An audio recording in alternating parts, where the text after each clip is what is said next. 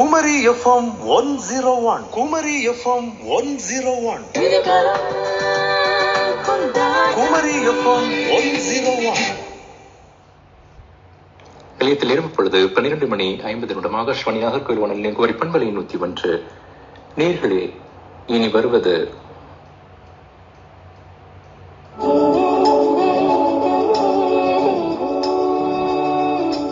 நலமாய் வாழ்வோம்.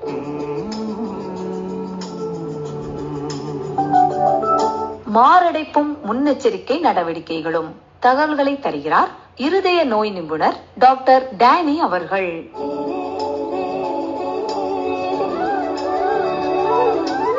இன்னைக்கு நம்ம பாப்புலேஷன்ல we see a lot of heart attacks. சும்மா நடந்து போயிட்டு இருக்கோம், suddenly we fall down. ஜிம்ல இருக்கோம், suddenly people just fall down and they die. நிறைய பேருக்கு சின்ன வயசுலயும் வருது, வயசானவங்களுக்கும் வருது, யாருக்கு வருதுன்னு தெரியல, and we don't know what is happening actually. So heart attackல என்ன ஆகுதுன்னா, நமக்கு இருதயத்துக்கு போகக்கூடிய இரத்த குழாயில அடைப்பு ஏற்படுவதனால அதனுடைய விளைவே நாங்க மாரடைப்புன்னு சொல்லுவோம்.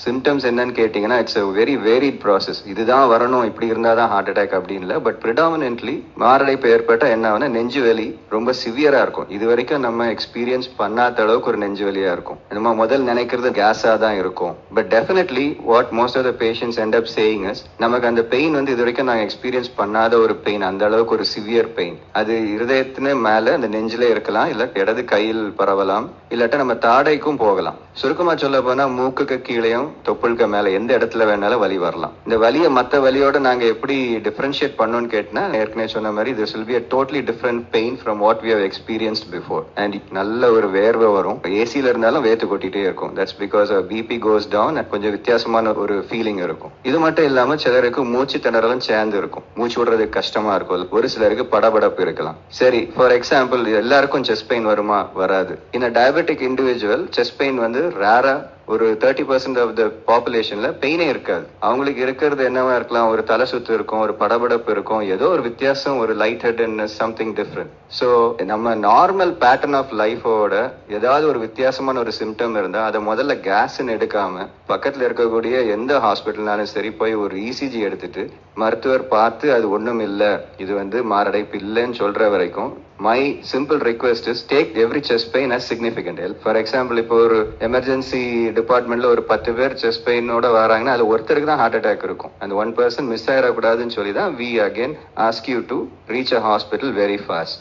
சரி, ஹார்ட் அட்டாக் வந்துடுச்சு, நான் என்ன பண்ணணும்? யாருமே என் கூட இல்ல, what can I do? அதாவது எவ்வளவு சீக்கிரம் நீங்க ஹாஸ்பிட்டல் போய் சேரீங்களோ அவ்வளவு சீக்கிரம் நாங்க மெடிசன் ஸ்டார்ட் பண்ணுவோம். மெடிசன் ஸ்டார்ட் பண்ணா எங்களுக்கு லைஃபை வந்து பிடிக்கிறது ஈஸி. நீங்க டிரைவ் பண்ணிட்டு இருந்தீங்கன்னா உங்களால முடியும், டிரைவ் பண்ண முடியும்னாலும் எவ்வளவு பக்கத்துல நீங்க ஆட்டோ ஏதாவது இருந்தா அதுல ஏறி ஹாஸ்பிட்டல் போயிருங்க, because you might loose consciousness. அதே மாதிரி ஒரு ஃப்ரீக்வெண்டா வாட்ஸ்அப்ல வரக்கூடிய கொஸ்டின்ஸ் என்னன்னா, நாங்க ஆஸ்பிரின் எடுத்தா ஹார்ட் அட்டாக்கை ப்ரிவென்ட் பண்ணிடலாமா? அந்த நேரத்தில் நான் ஒரு 2 மாத்திரையை சேர்த்து போட்டா அந்த ஹார்ட் அட்டாக் டைம் கிடைக்குமா? See, every drug takes time to act, so that is not the way to go.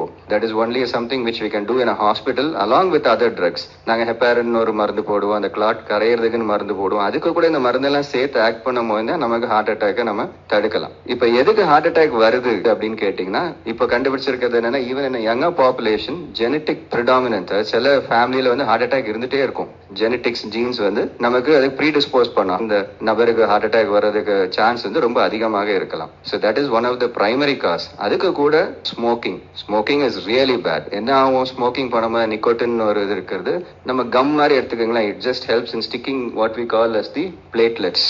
அந்த பிளேட்லெட்ஸ் எல்லாம் சேர்ந்து கட்டி பிடிக்கும் போதையும் அதெல்லாம் சேர்ந்து ஒரு பால் மாதிரி உருண்டுரும். அதுக்கு கூட கொலஸ்ட்ராலும் சேரும் பொழுது எல்லாம் சேர்ந்து போய் நம்ம ரத்த குழாய்களை அடைக்கும் பொழுது ஏற்படுவதே ஹார்ட் அட்டாக்.